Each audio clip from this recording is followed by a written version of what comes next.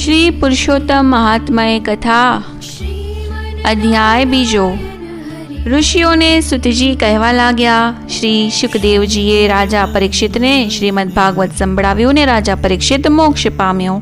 સુતજીની વાત સાંભળી ઋષિઓએ કહ્યું, તમે બીજું બધું જવા દઈ અમે ન સાંભળ્યું હોય અને તમે વ્યાસજીના શ્રીમુખે સાંભળ્યું હોય તેવું કંઈક સંભળાવો।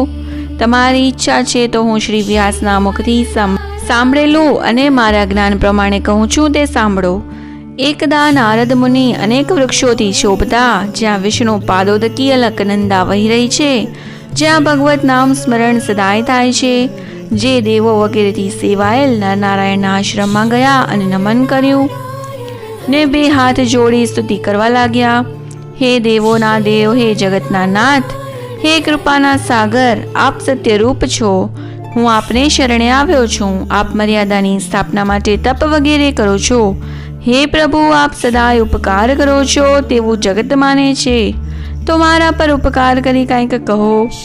હે નારદ, નારાયણ બોલ્યા, હું તમને ગોપ સ્ત્રીઓના મુખકમલના શોભારૂપ રાસના અધિપતિ વૃંદાવનમાં વિહાર કરનારા ભગવાનની કથા સંભળાવું છું તે સાંભળો। એ કથા અમૃતનું ગાન રસવાળું હોય છે। ભગવત કથા ભગવત ચરિત્ર દરિદ્રપણા તથા વિધવાપણાને હરનાર હોય છે, મોક્ષને આપનાર હોય છે। હે નારદ, હું તમને પુરુષોત્તમ મહાત્મ્ય કહું છું।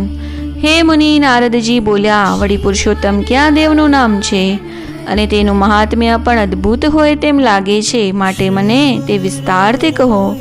નારદજીના શબ્દો સાંભળી નારાયણ થોડી વાર માટે શાંત રહ્યા, પછી બોલ્યા, પુરુષોત્તમ એ માસના નામમાં રહસ્ય રહેલું છે।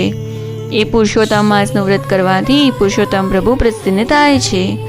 હે પ્રભુ, ચૈત્ર મહિના આ સ્વામી સહિત છે તે તો મેં સાંભળ્યું છે, પણ પુરુષોત્તમ મહિના સંબંધમાં કંઈ સાંભળ્યું નથી। તે શી રીતે થયો તે કૃપા કરીને કહો। એ માસમાં શું જોઈએ? તે માસમાં વ્રતથી પૂજન કરવાથી ત્યાં દેવ પ્રસન્ન થાય છે અને શું ફળ આપે છે તે કહેવા કૃપા કરો। તે જાણવાથી દરિદ્રતાથી પીડાયેલા, રોગી, સંતાનની કામનાવાળા, જડ, મૂંગા, કપટી, મૂર્ખા, નાસ્તિક રોગીઓ, આંધળા, પોતાની પ્રિય વસ્તુથી વિયોગી, દરેક પોતાની ઈચ્છા પૂરી કરી શકે છે। પ્રભુ, આ જગતમાં કોઈને દુઃખી થતા જોઈ તેમના દુઃખના નિવારણાર્થે આ પૂછી રહ્યો છું। ઇતિ શ્રી બૃહનારદીય પુરાણમાં શ્રી નારાયણ નારદ સંવાદનો બીજો